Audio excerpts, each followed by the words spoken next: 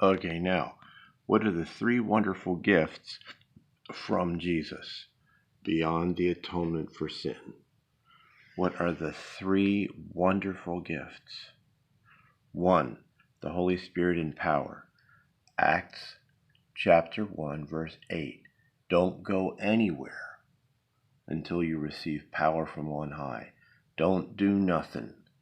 Don't go forward in your spiritual work until you receive the Holy Spirit and power.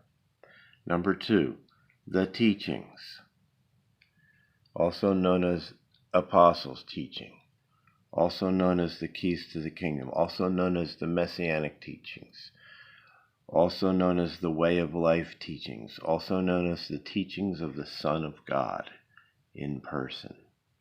And those teachings are very important. Many points of the teachings are missing.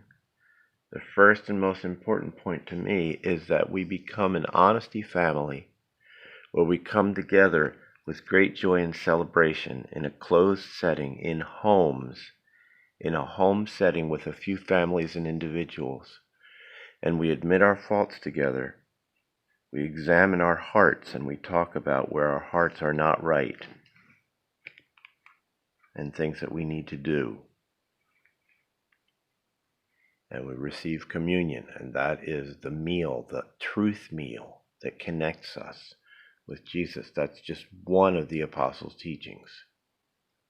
The core of the church is an honesty and communion time in a closed setting in a home. That's just one teaching. There's a lot of them.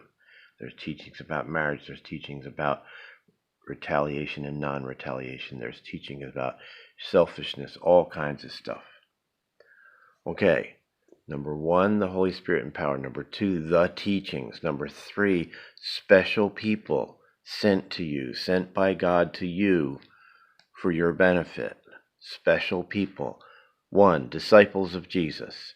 2, sent ones, apostles that are specifically being sent around to gather together home church groups.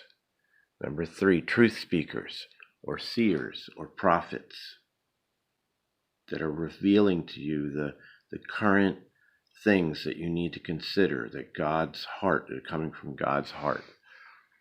4, miracle workers, miracle storytellers. That's how the evangelism is done. That's how the touches of God are done, by going out and making miracles and telling the stories of miracles. That's what an evangelist is. My friend Derek Prince says Philip is the only person in the Bible referred to as an evangelist. And what is his technique of evangelism? He makes so many miracles that people start paying attention to what he has to say. Making miracles, healing the sick, raising the dead. Okay, number 5, local grandpa hearts. Tender-hearted elders in the neighborhood at the communion group. That's a pastor. Number 6, experienced ones or teachers. And then number 7, the business people, the deacons, who are selected by all the disciples. 7 different types of people to preserve the world and to benefit you. The 3 most wonderful gifts of Jesus are the Holy Spirit and power, the teachings, and special people sent by God. Woohoo!